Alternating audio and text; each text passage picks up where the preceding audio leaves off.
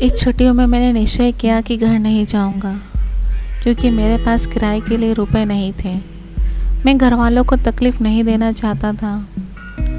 मैं जानता हूँ वो मुझे जो देते हैं वह उनके हैसियत से बहुत ज़्यादा है। उसके साथ परीक्षा का ख्याल था। अभी बहुत कुछ पढ़ना था। बोर्डिंग हाउस में भूत की तरह अकेले पड़े रहने को भी जी नहीं चाह रहा था। इसलिए जब सुशांत ने मुझे अपने घर चलने को कहा तो मैं राज़ी हो गया। सुशांत के साथ परीक्षा की तैयारी खूब हो जाएगी।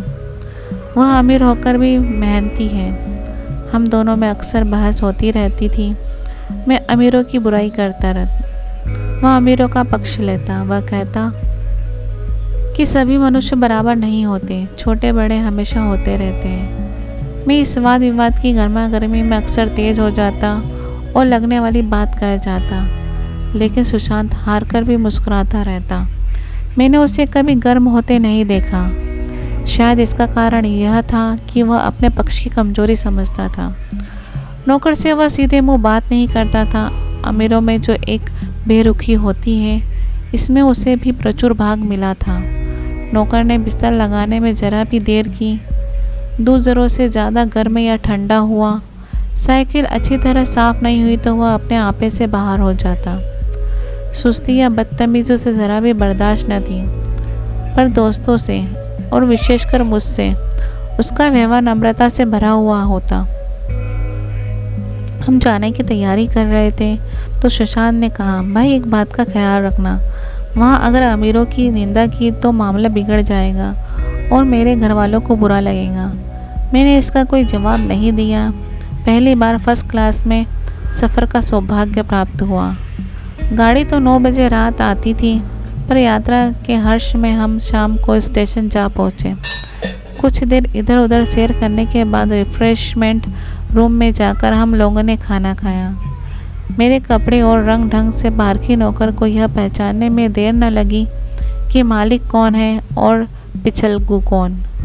सुशांत के एक ऑर्डर पर सबके सब दौड़ते हैं, लेकिन मैं कोई चीज़ मांगता हूँ तो उतना उत्साह नहीं दिखाते। गाड़ी आई, हम दोनों सवार हुए। नौकरों ने सुशांत को सलाम किया, मेरी ओर देखा भी नहीं। जाते समय सुशांत ने उन्हें अच्छे खासे रुपए इनाम में दिए और मुझसे कहा, कितने तमीज़दार है ये सब, एक हमारे नौकर है, कोई काम करने का ढंग नहीं। मैंने खट्टे मन से कहा, इसी तरह अगर तुम अपने नौकर को भी रोज़ इनाम दिया करो तो शायद इनसे ज़्यादा तमीज़दार हो जाए। सुशांत मुस्कुराने लगा।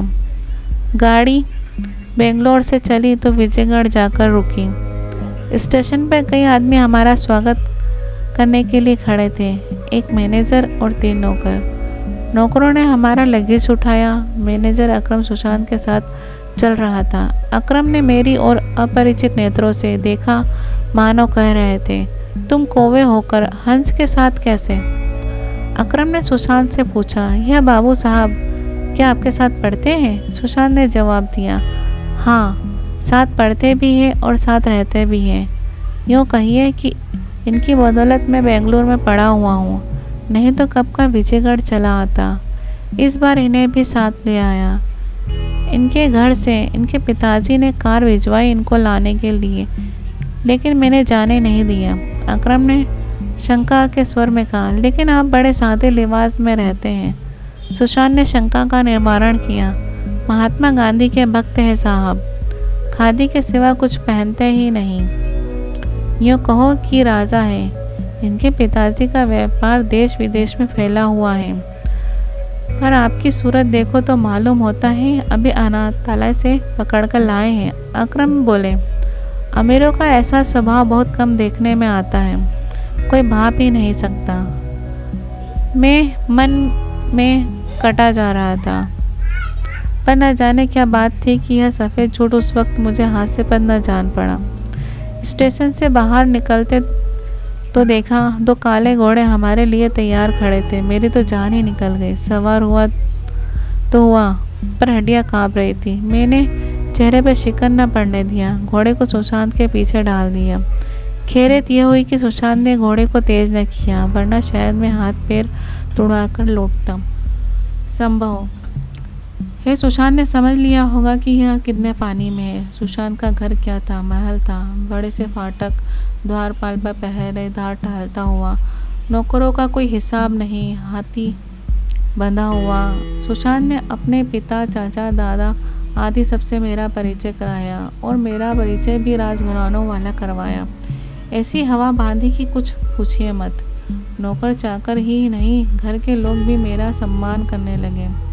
कई महाशय तो मुझे हुजूर हुजूर करके लगे। जब जरा एकांत हुआ तो मैंने सुशांत से कहा, तुम बड़े शैतान हो यार, मेरी मिट्टी क्यों पलीत कर रहे हो? सुशांत ने एक मुस्कान के साथ कहा, इन गधों के सामने यही चाल जरूरी थी, वरना सीधे मुंह बोलते भी नहीं। जरा देर के बाद नौकर हमारे पाँव दबाने आया।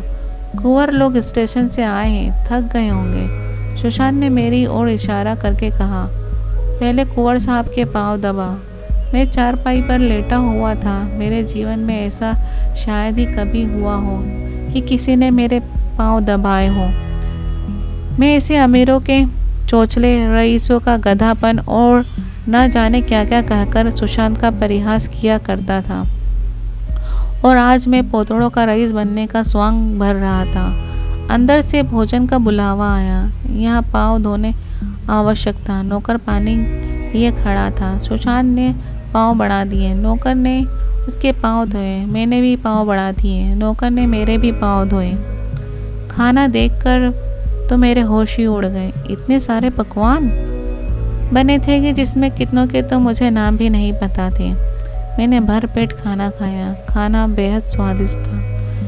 मेरा सारा दिन सैर सपाटों में कट जाता था। कहीं मछलियों या चिड़ियों का शिकार खेल रहे हैं, कहीं पहलवानों की कुश्ती देख रहे हैं, कहीं शतरंज पर जमे हैं। नौकरों का एक जत्था हमेशा घेरे रहता। अपने हाथ पांव हिलाने की कोई ज़रूरत नहीं, केवल जबान हिलाना देना ही काफ़ी है। नहाने बैठो तो आदमी नहलाने को हाजिर, लेटो तो आदमी पंखा झेलने को खड़े। मैं महात्मा गांधी का कुंवर चेला मशहूर था। भीतर से बाहर तक मेरी धाक थी।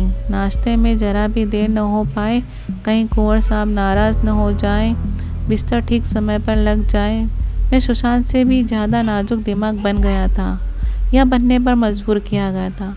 सुशांत अपने हाथ से बिस्तर बिछा ले, लेकिन कुंवर मेहमान अपने हाथ से कैसे अपना बिस्तर बिछा सकते हैं? उनकी महानता में बट्टा न लग जाएगा। एक दिन सचमुच यही बात हो गई। सुशांत घर में था। शायद अपनी दादी से कुछ बातचीत करने में देर हो गई। यहाँ 10 बज गए। मेरी आंखें नींद से झपक रही थी, मगर बिस्तर कैसे लगाऊं? कुंवर जो ठहरा। कोई 11:30 बजे नौकर आया। घर के कामों में मेरा बिस्तर लगाने की सुध ही न रही। अब जो याद आया तो भागा हुआ आया। मैंने ऐसी डांट लगाई कि उसने भी याद किया होगा। सुशांत मेरी डांट सुनकर बाहर निकल आया और बोला, तुमने बहुत अच्छा किया। यह सब इसी व्यवहार के लायक है। छुट्टी इसी तरह तमाम हुई और हम फिर बेंगलोर आ गए। अब मैं कभी अमीरों की बुराई नहीं करता।